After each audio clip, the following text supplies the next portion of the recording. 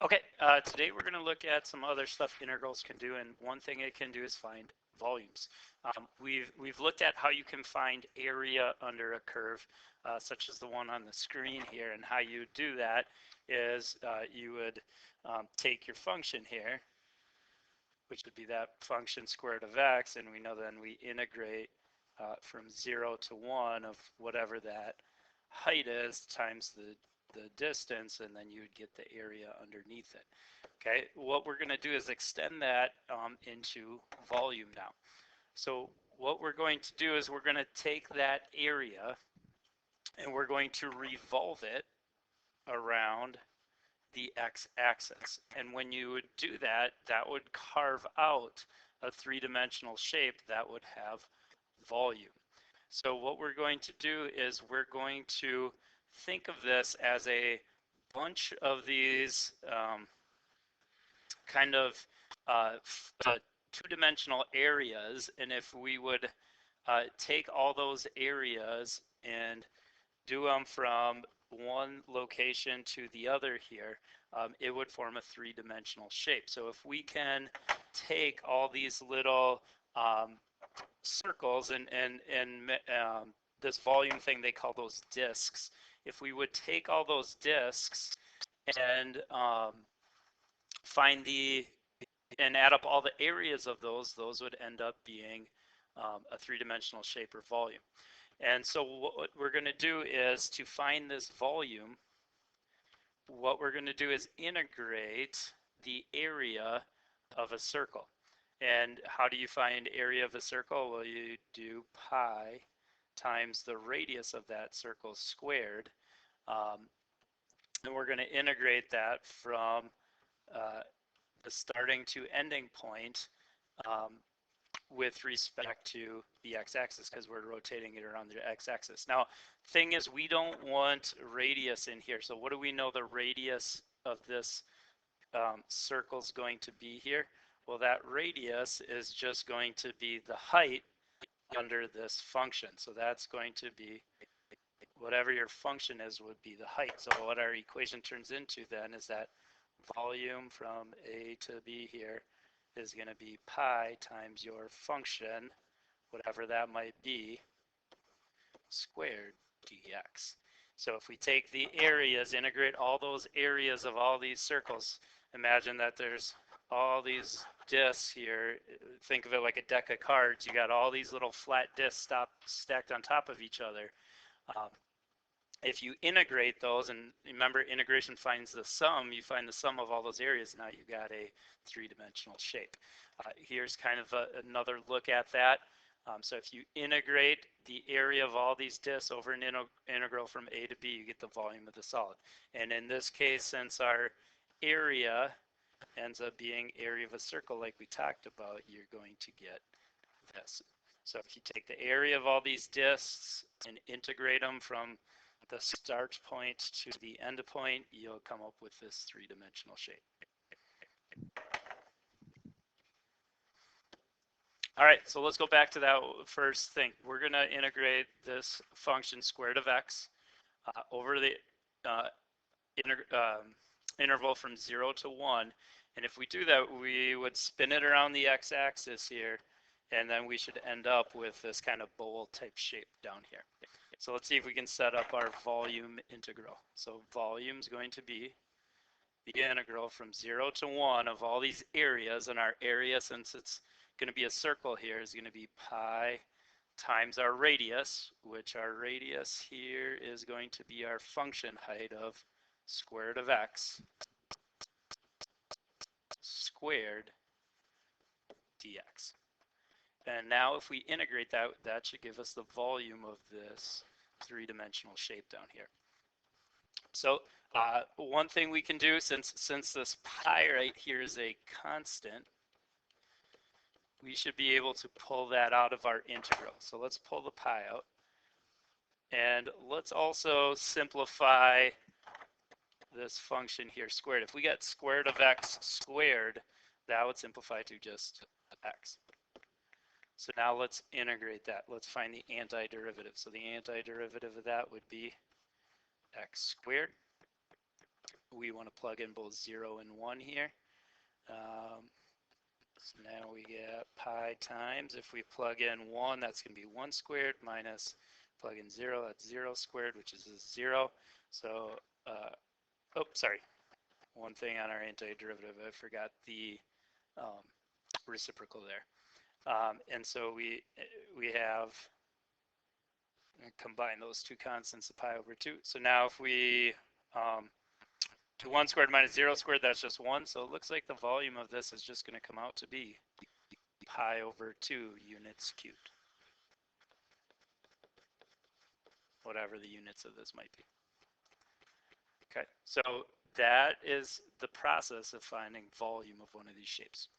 Now, what's going to happen is we saw with area that sometimes when you want to find these areas, there's two different functions involved, and you want to find the area in between the graph of this one and the graph of this one. And we looked at how you do that would be to subtract the areas. And a similar process we're going to do if you now start rotating this around the x-axis. You're still going to get a three-dimensional shape, but this three-dimensional shape now is going to have this kind of hole inside of it. So what we're going to try to think about is how would you find the area of one of these shapes where there's kind of a hole in the middle. And in math, when we're dealing with these volumes, they kind of refer to this as a washer. A washer like you use when you're screwing in a bolt has this shape of two circles with a hole in the middle. Well, think back to geometry. How do you find area of, how would you find area of just this pink shaded region in here? Well, what we would do is we would take the area of the big circle minus area of the small circle. And if we subtract those two areas, that should give us the area just shaded there. So area of the big circle here would be the one that has the biggest radius. So the biggest radius in this case would be x. And if you notice over on our picture here, that's the area, or that's the radius that's further away from the x-axis. So here that would end up being the area here would end up being pi times radius squared, which would be that x squared.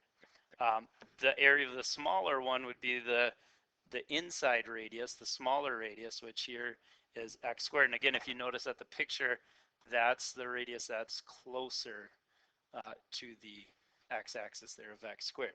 So then this one would be minus pi. That radius is x squared. Now, if you want to translate this to volume, we take what we just had now and then integrate it like we did before using an integral from a to b. And then we got to get our pi, or we had that pi in there. And notice here that pi is only one pi out here. So what happened is they just take that pi and factor it out.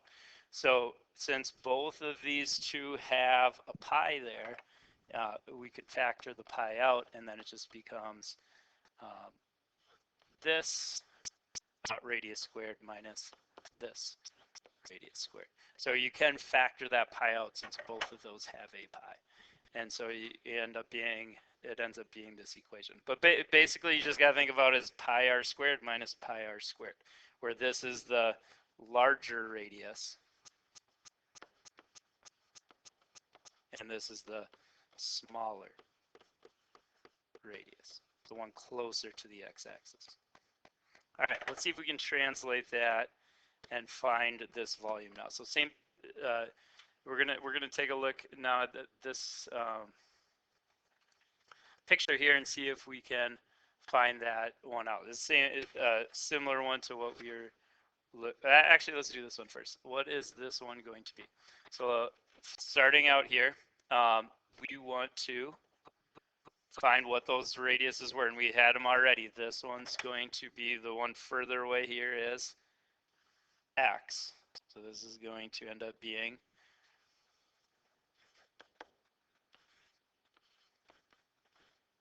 x squared. And then this closer one here, that is the radius of x squared. And then here we're integrating from 0 to wherever these cross, and we can see that it's at an x value here of 1. So this is going to be from 0 to 1. All right, so let's solve that out now and see what we get. The pi, again, can be factored out. Let's simplify both of these. So x squared is just x squared. X squared squared, power to power, we multiply, that's going to end up becoming x to the 4th power. Now we want to find the antiderivative of both of those. The first one would be x cubed with the reciprocal of 1/3. The next one would be up to 5th with the reciprocal 1/5 there. And we're doing it from 1 to 0. So if we plug in 1 here, that's just going to be 1 cubed would be 1, so just 1/3. Minus, if we plugged 1 into this other one, we're just going to get 1 to the 5th power is 1, so minus 1/5. Minus what we get if we plug in 0. Well, both of those just end up being 0 if we plug in 0. So our answer is going to come out to be, what's 1/3 minus 1/5? Get a common denominator right there. It would be 5/15 minus 3/15. And looks like that would come out to be 2/15 with our pi. So the answer would be 2 pi over 15 units. All right, one last one. Find the volume of this solid created by revolving here. So here we got kind of this shape over here. We're going to rotate that around the x-axis. And we're going to get this kind of bowl type shape, but it's kind of have, the inside of it's kind of concave outward there where it's not flat. It's kind of got a curvature to it. So what I want you to do, pause the video and see if you can set up the integral for this one and see what you get. All right, let's see what you got here. Volume on this one is from 0 to 1 again. And this one has two functions, so we're going to have to do pi r squared minus pi r squared here. So pi times the outer radius on this one, the one further away, looks to be the function of square root of x. Squared minus, and now we're doing pi r squared for the second one, the inner radius, the one closer, that's the function of x squared dx. And with that, if you had already factored that pi out, that's perfectly fine. If you factor that pi out and simplify, square root of x squared is going to become just x minus x squared squared is going to become x to the 4th.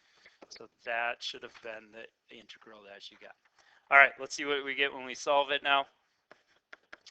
If we find the antiderivative, should be this, and we want to evaluate it at 1 and 0. Plugging in both of those,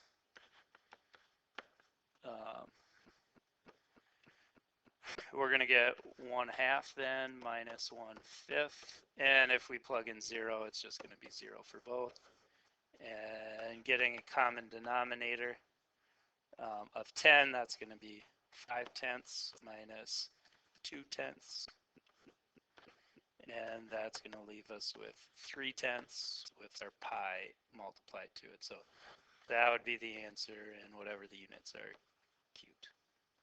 And that's how you do volume when revolving around the x-axis. So try these problems out and see what you get.